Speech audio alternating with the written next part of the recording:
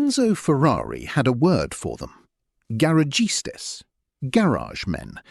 In his eyes, amateurs, playing at a sport that belonged, by rights, to serious industrial power, not to small teams operating without the backing of a factory empire.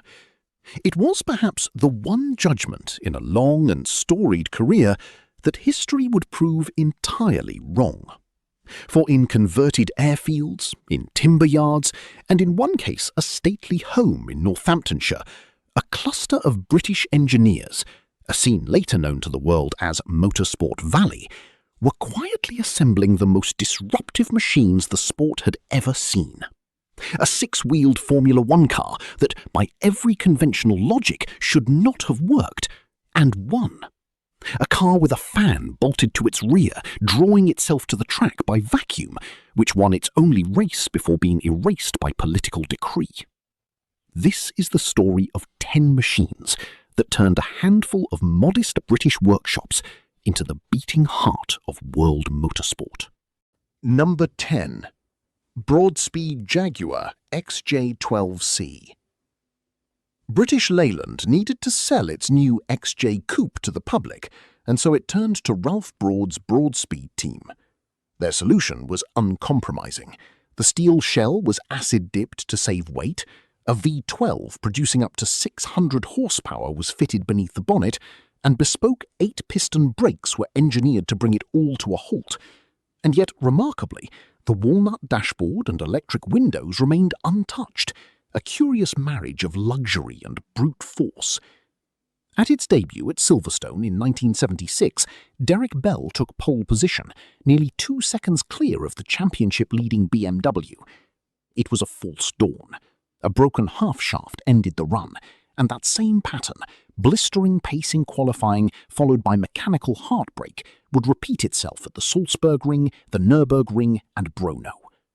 The thirsty V12 required 2 fuel stops to the BMW's 1, a handicap that proved impossible to overcome.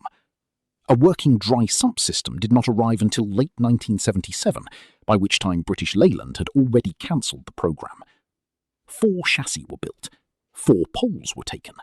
Not a single works victory was ever secured. It remains one of motorsport's great unanswered questions. Number 9. Lola T332. From his workshop in Huntingdon, Eric Broadley paired a Chevrolet V8 with a rigid aluminium steel monocoque and mounted twin radiators low at the rear to sharpen traction. The results spoke for themselves. Brian Redman claimed 3 consecutive American Formula 5000 titles from 1974 to 1976, while the same design swept Britain's Rothman Series and Australia's Tasman Series, success across 2 continents from a single chassis. When the Can-Am Series returned in 1977, Lola saw no need to design anew. The T332 was simply rebodied as the T333CS, and promptly won 3 further championships without alteration to its underlying engineering. Number 8. Hesketh 308 and 308B. There was no sponsor's livery here, and no factory behind it, only the personal fortune of Lord Alexander Hesketh and a team run from his own Northamptonshire estate. Harvey Postlethwaite's contribution was a departure from convention, rubber progressive rate springs in place of steel coils. James Hunt won the non-championship Silverstone Trophy in 1974, the gear knob coming away in his hand mid-race, a fittingly eccentric prelude to what followed. At the 1975 Dutch Grand Prix, in treacherous conditions shifting between wet and dry, Hunt held off Niki Lauda's Ferrari to deliver Hesketh's only World Championship victory, achieved without a single pound of sponsorship money. But a privateer operation of such scale could not sustain itself indefinitely, and the works team folded within the year. Hunt moved on to McLaren and won the World Championship the very next season. Number 7. Brabham BT44 and BT44B. A young Gordon Murray designed a triangular section monocoque angled inward to lower the car's centre of gravity and introduced pull rod front suspension, a layout that would remain the standard in Formula One for the next 30 years. In 1974, Carlos Reutemann and Carlos Pace won 3 races between them, including a Brabham 1-2 finish at Watkins Glen. The following year, Pace triumphed on home soil at the Brazilian Grand Prix, while Reutemann conquered the formidable Nürburgring, results that carried Brabham to second place in the Constructors' Championship behind only Ferrari. Number 6. Gulf Mirage GR8. Keith Duckworth was blunt with John Wyer. His Cosworth engine, he warned, would never survive the punishing demands of Le Mans. "I wouldn't go, lad," he said. Built in slough around a reinforced monocoque and a detuned, fuel-efficient version of the DFV engine, the GR8 proved him decisively wrong. Derek Bell and Jackie Ickx took outright victory in 1975, covering 4,621.8 kilometres at an average speed of 192.57 kilometres per hour, with the sister car following in second. Total domination for Gulf, and a rare achievement, one of only 2 independent marques to win Le Mans outright since 1949. Number 5. Tyrrell P34. Working in secret at his own home, Derek Gardner replaced the front wheels with 4 10-inch wheels tucked behind the front wing to reduce drag while increasing grip. The gamble paid off spectacularly. At the 1976 Swedish Grand Prix, Jody Scheckter and Patrick Depailler delivered a commanding 1-2 finish, the only 6-wheeled victory in the history of Formula One. And yet Scheckter, privately, disliked the car intensely, and once Goodyear ceased development of its specialised tyres, the concept quietly faded from competition. It remains to this day Formula One's sole 6-wheeled winner, and its impact was so profound that the governing body permanently restricted all future cars to 4 wheels. Number 4. Tyrrell 003.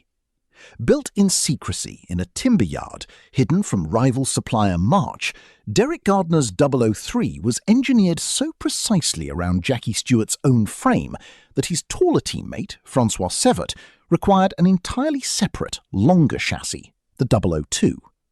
A forward-braced roll bar allowed the engine to break away safely in the event of a crash, a safety innovation that would influence Formula One design for years to come.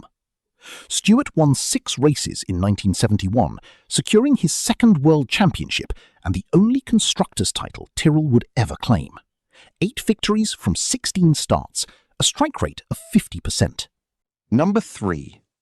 Brabham BT46B. Blocked from replicating Lotus's new ground effect tunnels by the width of its Alfa Romeo engine, Gordon Murray instead found a loophole in the regulations. Any device designed primarily for engine cooling was permitted, even where it also generated downforce. His solution was a 400mm rear-mounted fan capable of producing up to 1,200 kilograms of downforce by drawing the car forcefully onto the track surface. Niki Lauda discovered that a slide demanded more throttle, not less, accelerating the fan and pulling the car back down onto the road. He won the car's only race, the 1978 Swedish Grand Prix, entirely unchallenged. Post-race inspectors ruled the car legal. It made no difference. Bernie Ecclestone withdrew it regardless, a political manoeuvre to preserve peace among the British teams whose cooperation he depended upon. 1 race, 1 win. A perfect record, and a permanent ban from January 1979 onward. Number 2. McLaren M23. Gordon Koppuk's wedge-shaped, endlessly adaptable chassis remained competitive across 5 consecutive seasons from 1973 to 1977, an extraordinary lifespan by the standards of Formula One. Emerson Fittipaldi claimed the 1974 World Championship in it, and James Hunt fought his way to the dramatic 1976 title after a season-long battle with Niki Lauda. 16 Grand Prix victories, 14 pole positions, 2 champions, each with an entirely different driving style, achieving success behind the wheel of the very same chassis. Even a modified version, fitted with a different V8 engine altogether, went on to win Australia's Formula 5000 championship. Number 1. Lotus 72. Every modern Formula One car can trace its lineage back to this single design. Colin Chapman and Maurice Philippe abandoned the traditional cigar-shaped body in favour of a low, radical wedge, relocated the radiators into side pods to improve traction at the rear, and mounted the brakes inboard to reduce unsprung weight and sharpen the suspension's response. Early flaws, a geometry that robbed the driver of steering feel and dampers compromised by hot exhaust air, were swiftly corrected. What followed was extraordinary. 20 Grand Prix victories and 3 Constructors' Championships in 1970, 1972 and 1973 across 6 seasons of competition, crowning both Jochen Rindt and Emerson Fittipaldi as world champions. Side-pod radiators and wedge-shaped bodywork remain, to this day, the universal language of every single-seater racing car built since. 10 cars. 10 different answers to a single formidable problem. How does one go faster with less money and without the weight of a factory empire behind them? A luxury saloon stripped and acid-dipped into a racer? A sponsorless underdog defeating Ferrari on merit alone? 6 wheels and a vacuum-powered fan, both concepts so radical that the rulebook itself was rewritten to ensure they could never be repeated. And, at the summit of them all, a Norfolk-built wedge that quietly reshaped the physical form of every racing car to follow it. Enzo Ferrari intended garagistes as an insult. By the decade's end, it had become the highest compliment in motorsport. A 6-wheeled winner, a fan-powered car banned after a single flawless race. These are not mere footnotes in the story of Formula One. They are 2 of the strangest loopholes the sport ever permitted onto a starting grid. The full account of how close motorsport came to a 6-wheeled arms race before the governing body closed that door for good is a story that deserves telling in its own right. It continues on screen now, picking up precisely where this account leaves off.